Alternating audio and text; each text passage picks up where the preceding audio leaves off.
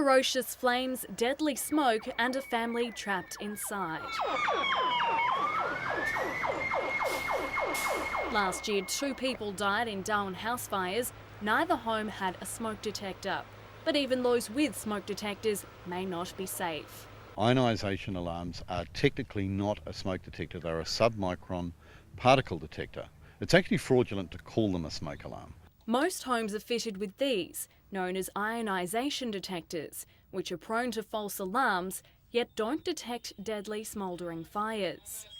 You can see this room is not survivable without an air mask.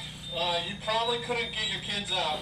A photoelectric alarm, meantime, is triggered by the first wisps of smoke, activating 2 to 3 times faster and giving you time to escape. Could be 15, 20 minutes, even up to an hour. Fire services have known the ionisation alarms have failed Australian standards since 1993, but while the code was improved, it was never made mandatory.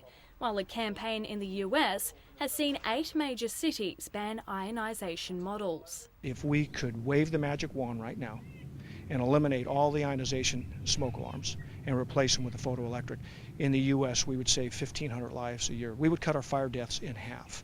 Darwin firefighters respond to up to 140 building fires annually, and while they say their preference is for homeowners to install photoelectric detectors, their primary concern is people installing smoke alarms at all.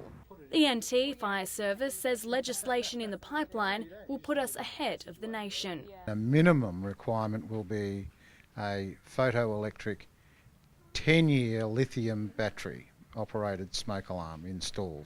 It will also be compulsory to install the $90 alarms in all caravans. Michelle Buckworth, 9 News.